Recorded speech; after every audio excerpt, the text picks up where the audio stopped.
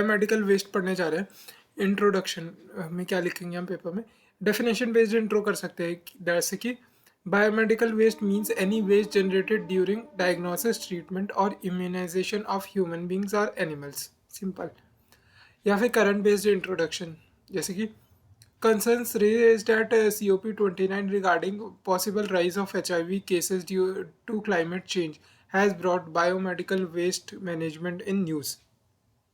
या फिर fact based introduction, India generated approx 700 to 800 tons of biomedical waste every years. This has, ऐसे लिख सकते हैं आगे, this has made the biomedical waste management very important. फिर एक माइक्रो डायग्राम बना सकते हैं कि options of managing biomedical waste हमारे पास क्या क्या है। इंसिनरेशन कर सकते हैं, ठीक है, कि जला दो। प्लाज्मा पायरोलिसिस कर सकते हैं कि एक्सट्रीम टेम्परेचर के अंदर उसको डिकम्पोज कर दो, ठीक है, in the absence of air. तो इंसिनरेशन, प्लाज्मा पायरोलिसिस, या डीप बरियल, ऑटोक्लेविंग, या फिर रिसाइकलिंग। तो 1 2 3 4 5 ऑप्शन है, वो स्टार डायग्राम बना के या पेंटागन बना के हम लिख सकते हैं। क्या? इंसिनरेशन, प्लाज्मा पायरोलिसिस, फिर डीप बरियल, ऑटोक्लेविंग, रिसाइकलिंग। अब बायोमेडिकल वेस्ट मैनेजमेंट रूल्स 2016 के देख लेते हैं, जो EPA 1986 के अंदर आया है ना। तो पहला पॉइंट तो यही हो जाएगा कि ये इन्वायरमेंट मिनिस्ट्री ने EPA 1986 के अंदर ये रूल्स लाई है। पहला पॉइंट तो यही हो जाएगा, सिंपल। अब no occupier shall establish on site treatment and disposal facility if a service of common biomedical waste treatment facility available है ना 75 किलोमीटर डिस्टेंस के अंदर, तो उसे नहीं करना है अपना establish. Operator of a common biomedical waste treatment and disposal facility to ensure कि टाइमली कलेक्शन हो बायोमेडिकल वेस्ट का ना हेल्थ केयर फैसिलिटीज़ से, एंड असिस्ट करे हेल्थ केयर फैसिलिटीज़ को इन कंडक्ट ऑफ ट्रेनिंग की भाई कूड़ा कैसे क्या फेंकना है, ठीक है।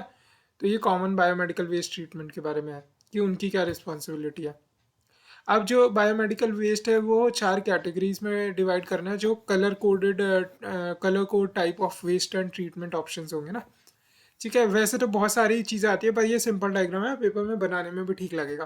तो सॉलिड वेस्ट के अंदर जो भी इन्फेक्टेड ड्रेसिंग है या प्लास्टर वगैरह हो जाता है तो POP केस है ना, तो वो भी सॉलिड होता है। तो सॉलिड वेस्ट के अंदर जो भी इन्फेक्टेड ड्रेसिंग है या फिर POP के कास्ट वगैरह है, तो ये सब रेड प्लास्टिक कंटेनर में जाएगा। तो सॉलिड रेड के अंदर जाएगा। तो सॉलिड रेड के अंदर जाएगा और उसको डीप बरियल, सॉलिड बरियल करना है, उसका मतलब डीप बरियल करना है। Solid waste, solid red, deep burial. फिर एनाटॉमिकल वेस्ट, जो भी प्लेसेंटा होगी जो प्रेगनेंसी के बाद निकलती है, प्लेसेंटा है, या फिर कोई भी पैथोलॉजिकल वेस्ट है या बॉडी पार्ट है, ये सब येलो कंटेनर में जाएगी। स्किन हमारी येलोइश कलर की होती है ना, तो ऐसा कोई भी एनाटॉमिकल जो वेस्ट है वो सब येलो प्लास्टिक कंटेनर के अंदर जाएगा, इसका भी डीप बरियल करेंगे। तो DRS, धोनी रिव्यू सिस्टम होता है ना, डीप बरियल, रिसाइकलर और शार्प पिट। तो अब जो भी इन्फेक्टेड प्लास्टिक्स है, जैसे सिरिंज, निडल वाली नहीं, खाली सिरिंज का जो प्लास्टिक वाला केस होता है, तो इन्फेक्टेड प्लास्टिक कोई भी है, जैसे सिरिंज हो गई या फिर ग्लासेस हो गए या फिर अपना कुछ भी, ग्लव्स हो, ग्लासेस नहीं ग्लव्स, सिरिंज हो गई, ग्लव्स हो गई, या कोई भी प्लास्टिक वेस्ट है, किसी भी रैपर वगैरह, किसी भी मेडिसिन का जो भी, तो उसको एक ब्लू प्लास्टिक कंटेनर में। तो प्लास्टिक हमेशा ओशियन में नहीं फेंकी जाती, ठीक है, ब्लू ओशन में ही नहीं फेंकी जाती, वो ब्लू प्लास्टिक कंटेनर में भी फेंकी जाती है प्लास्टिक, ठीक है। तो ये फिर इसके बाद ये रिसाइकलर तक जाएगी ये वाली प्लास्टिक। फिर शार्प्स जैसे कि निडल हो गए, कट ग्लासेस हो गए, ब्लेड्स हो गए, ये सब वाइट प्लास्टिक कंटेनर में जाएगा, ठीक है।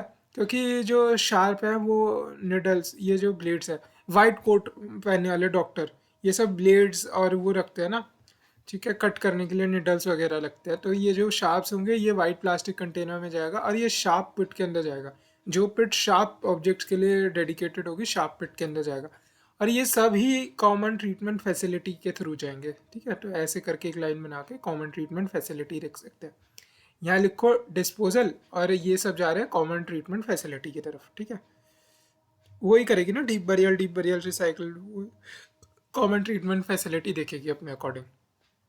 तो जो स्कोप है ना of the rules expanded to include जो भी हेल्थ कैंप्स लगते हैं, vaccination camp, blood donation camp, surgical camps, वो सब भी इसके अंतर्गत आ जाते हैं। अब जो प्री ट्रीटमेंट है, pre treatment of the lab waste, microbial waste, blood samples and blood bags through disinfection और स्टरलाइजेशन ऑन साइट उनकी होगी। ठीक है। अब ये एक बारकोड सिस्टम स्टेब्लिश करता है फॉर कंटेनर और bags containing biomedical waste for disposal. तो उस पर बार कोड वगैरह लगा रहेगा, तो bar code system for the containers. जो द न्यू रूल्स प्रिस्क्राइब काफ़ी stringent standard for incinerator to reduce emission of pollutants. ठीक है। हमने देखा था जो शुरू के 5 ऑप्शन में से थे उनमें एक इंसिनरेशन भी था। ठीक है। इंसिनरेशन था और प्लाज्मा पायरोलिसिस था, डीप बरियल था, ऑटोक्लेविंग और रिसाइकलिंग। तो इंसिनरेशन के काफ़ी स्ट्रिक्ट इसके अंदर स्टैंडर्ड्स लाए गए हैं। अब ये क्या बात करता है rule, health care training to the health care workers and immunise all health care workers regularly, ताकि जो वेस्ट संभाल रहे हैं उनको उससे कोई बीमारी ना लग जाए। अब जो biomedical waste related international agreement and convention कौन कौन से हैं? एक तो Basel convention on hazardous waste जो है ह्यूमन की हेल्थ और इन्वायरमेंट को प्रोटेक्ट करता है अगेंस्ट एडवर्स इफेक्ट जो फ्रॉम जनरेशन या management and disposal of the hazardous waste. ठीक है।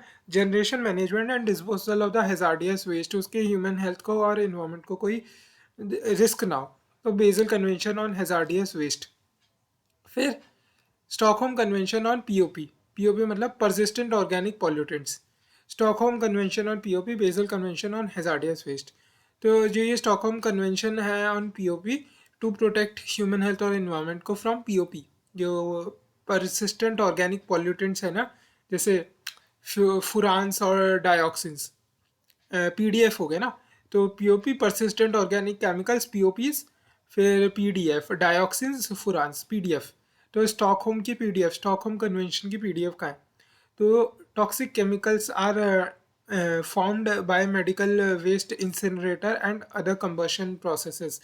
तो इसीलिए उन पे क्या स्ट्रिंजेंट स्टैंडर्ड्स लगाए गए हैं।